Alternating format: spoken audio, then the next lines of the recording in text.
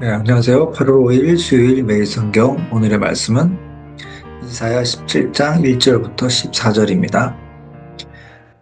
이것은 다마스쿠스를 두고 하신 엄한 경고의 말씀이다. 다마스쿠스는 성읍축에도 들지 못하고 허물어진 무더기가 될 것이다. 또한 아로엘의 성읍들이 황무지가 될 것이다. 그 성읍들은 양떼의 차지가 되고 양떼가 누워도 그들을 놀라게 할 자가 하나도 없을 것이다. 에브라임은 무방비 상태가 되고 다마스쿠스는 주권을 잃을 것이다. 이스라엘 자손에게서 영광이 사라지듯이 시리아의 남은 백성도 수치를 당할 것이다. 만군의 주님께서 말씀하신다. 그날이 오면 야곱의 영혼가 스들고 건강하던 몸이 야윌 것이다. 그들은 곡식을 거두고 난 텅 빈 들처럼 될 것이다. 곡식을 거두는 자는 곡식을 다 거둬버린 그 들판, 사람들이 이삭마저 다 죽고 내버린 그 들판, 이삭을 다 죽고 난 르바임 들판처럼 될 것이다. 그들은 열매를 따고 난 올리브 나무처럼 될 것이다. 마치 올리브 나무를 흔들 때 가장 높은 가지에 있는 두세 개의 열매나 무성한 나무의 가장 먼 가지에 남은 4-5개의 열매와 같이 될 것이다. 주 이스라엘의 하나님께서 하신 말씀이다. 그날이 오면 사람들은 자기들을 지으신 분에게 눈길을 돌리고 이스라엘의 거룩하신 분을 바라볼 것이다. 자기들의 손으로 만든 제단들을 거듭보지도 않고 자기들의 손가락으로 만든 아세라 상들과 태양 신상은 생각도 하지 않을 것이다. 그날이 오면 그 견고한 성읍들이 폐허가 될 것이다. 마치 이스라엘 자손 앞에서 도망친 히위족과 아모리족의 성읍들처럼 황폐하게 될 것이다. 이스라엘아, 네가 하나님 너의 구원자를 잊어버리고 네가 피할 견고한 반석을 기억하지 않고 이방신을 섬기려고 이방의 묘목으로 신성한 동산을 만들었구나. 나무를 심는 그 날로 내가 울타리를 두르고 그 다음 날 아침에 네가 심은 씨에서 싹이 난다 하더라도 네가 그것을 거두어들일 무렵에는 흉작이 되어 너의 슬픔이 클 것이다. 가련하다. 저 많은 민족의 요란한 소리가 마치 바다에 파도 치는 소리처럼 요란하고 많은 백성들이 물려오는 소리가 마치 거대한 물결이 밀려오는 소리 같구나. 비록 많은 백성이 거대한 물결이 밀려오는 것 같이 소리를 내어도 주님께서 그들을 꾸짖으시니 그들이 멀리 도망칠 것이다. 그들은 산에서 바람에 흩어지는 겨와 같고 폭풍 앞에 흩날리는 티끌과 같을 것이다. 그들이 저녁 때에 두려운 일을 당하고 아침이 오기 전에 사라질 것이니 이것이 바로 우리를 노력한 자가 받을 몫이고 우리를 약탈한 자가 받을 마땅한 값이다. 오늘 이 이사야 17장 말씀, 번영의 한복판에 울려 펴진 하나님의 어떤 경고의 말씀입니다. 본문은 이렇게 시작합니다. 다마스쿠스에 관한 식탁 보아라. 다마스쿠스가 성읍이 되어서 사라지고 무너진 돌무더기가 될 것이다. 다메섹은 고대 근동에서 손꼽히는 큰 도시였습니다.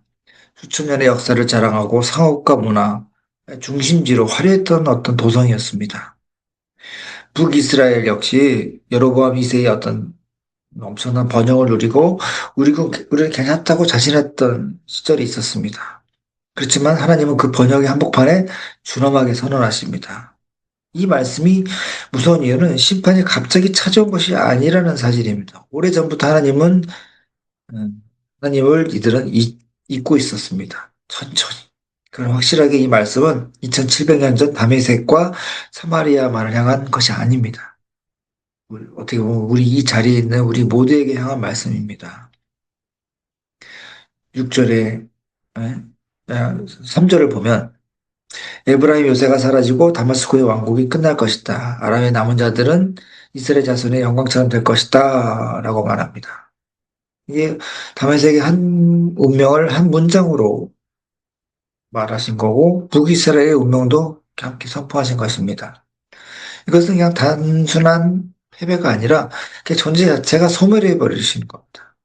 아수르의 군대가 다메섹을 함락시켰을 때 성경에는 글자 그대로 성취됐습니다. 백성들은 길으로 끌려가고 화려한 도성은 양떼가 노니는 폐허로 되어버렸습니다. 북이스라엘도 마찬가지입니다. 주전 743년 1차 침공으로 영토의 대부분을 잃고 722년 사마리아가 함락되면서 완전히 역사의 무대에서 사라졌습니다. 하나님은 이 시판을 두 가지로 설명하십니다. 그날의 야곱의 영광이 새하고 그의 살찐 몸이 파해질 것이다. 마치 수수꾼이 곡식을 거두고 그의 팔로 이삭을 거두어들인 것처럼 말이다. 르바임 골짜기에서 이삭을 줍는 것처럼 될 것이다. 추수꾼은 남기지 않습니다. 낫을 들어서 휩쓰면 들판은 텅 비어버립니다. 1차 침공이 바로 이 추수였던 것입니다. 그리고 이어지는 감람나무 비유는 더 처절합니다. 손이 닿지 않는 꼭대기에 겨우 두세 개. 720년 완전히 멸망하고 나서 소수자만 남았다는 것입니다. 지금 우리의 삶에서 하나님이 거두어 들이시는 것이 무엇일까요? 이것은 혹시 하나님 심판이 아니라 정화의 손길이 아닐까? 하나님 때로 우리가 붙들고 있는 것들을 거두어 가십니다. 건강, 재물, 관계, 명예, 그 거두심이 고통스럽고 매우 두렵지만 이런 추수에는 반드시 목적이 있습니다. 6절까지 읽으면 절망밖에 없습니다. 그렇지만 7절에 딱 놀라운 반전이 일어납니다. 그날 사람들이 자기를 만드시는 분을 보고 그들의 눈이 이스라엘의 거룩하신 분을 바라볼 것이다. 라고 말합니다. 그날, 심판의 날에, 폐허가 된 날, 바로 그날에 사람들이 눈을 들어서 하나님을 본다. 이게 어떻게 보면 심판의 진짜 목적일 것입니다. 또 그들이 자기 손으로 만든 제단을 바라보지 않고 자기 손가락으로 만든 아세라 목상이나 또 제단을 바라보지 않는다. 아세라 목상, 태양신, 어떤 이들은 이스라엘의 풍요를 위해서 섬겼던 가나안 들의 신들이었습니다. 이들은 이 우상으로 유생에게 정성을 다했습니다. 새벽부터 일어나서 제물을 드리고 울타리 쌓고 씨를 뿌렸습니다. 그래서 심판이 임하자 우상들은 아무것도 할 수 없었습니다. 심판 앞에서 우상들은 그냥 실체가 그대로 드러난 것입니다. 우리 시대의 우상이 뭘까? 나무로 깎은 신상은 아닐 것입니다. 우리는 그냥 통장 잔고가 얼마고, 사람들이 나를 어떻게 보고, 우리 자녀가 대학에 어떻게 가는지, 내 건강 수치가 어떤지, 이런 것에 고정을 집중합니다. 이것들은 분명히 나쁜 것은 아닙니다. 그렇지만 이게 하나님보다 더 많이 눈에 들어오고 거기에 더 관심을 갖는다면 그것이 곧 현대판 아세라 목상이 될 수가 있을 것입니다. 하나님은 우리가 의지했던 것들을 가끔씩 흔드십니다. 그 흔들리는 목적은 눈을 들어서 나를 보라고 말씀하시는 겁니다. 본문은 이스라엘의 어떤 멸망의 어떤 근본 원인을 명확하게 진단하십니다. 이것은 네가 너의 구원의 하나님을 잊어버리고 너의 피난처이신 반석을 기억하지 않았기 때문이다라고 분명하게 17절에 말하십니다. 잊어버렸다. 하나님을 부정한 것이 아닙니다. 그들은 성전에서 갖고 절기를 지켰습니다. 그렇지만 그 마음에는 하나님이 지워져 있었던 것입니다. 이것이 어떻게 보면 더 무서운 어떤 소리 없이 천천히 일상생활에서 진행되는 그 망각, 이게 더 무서운 배교의 모습일 수가 있습니다. 또 그들은 게으르지 않았습니다. 새벽부터 일어나서 일찍 씨를 뿌리고 울타리를 두르고 정성을 다했습니다. 그렇지만 그 모든 것이 다, 이 수고가 다 하나님이 아니라 이방신들을 향해 있었겠습니다. 그 결과는 처참했습니다. 근심, 슬픔, 방향이 틀리면 노력이 클수록 더 멀리 빗나가게 됩니다. 그러니까 아무거나 최선을 다하는 것이 아니라 방향을 어디에 잡고 있느냐. 우리가 지금 열심히 살고 있습니다. 새벽부터 밤까지. 그렇지만 그 수고의 방향이 어디를 향하고 있는가? 하나님 없는 방향은 또 하나님 없는 번영은 결국 근심과 심한 슬픔으로 결론을 짓게 됩니다. 이건 그냥 저주가 아닙니다. 하나님 없는 삶의 어떤 필연적인 삶의 구조 결과입니다. 또 12절에 슬프다. 많은 민족이 소동하니 바다가 소동하는 것처럼 소동하는구나. 민족들이 우르릉거리니 거센 물이 우르릉거리는 것처럼 우르릉거리는구나. 어, 주전 701년 아수르 왕 사네립이 18만 5천 명의 대군을 이끌고 예루살렘을 포위했습니다. 성벽 밖에서 들려오는 군마 소리, 병사들의 함성, 예루살렘 백성들은 분명히 공포에 떨었을 것입니다. 인간의 눈으로 보면 절망뿐이었습니다. 그렇지만 하나님은 꾸짖었습니다. 한마디. 그 밤에 여호와의 사자가 아수르 진영을 쳤고 아침에 일어나 보니 시체 18만 5천 구가 들판에 널어져 있습니다. 사내립은 수치스럽게 도망쳤고 결국 자기 아들들에게 살해를 당했습니다. 저녁의 공포가 아침에 사라졌던 것입니다. 우리들의 저녁은 어떻나요? 두려움이 있나요? 해결되지 않은 문제가 있나요? 내일이 보이지 않는 그런 절망과 막막함이 있나요?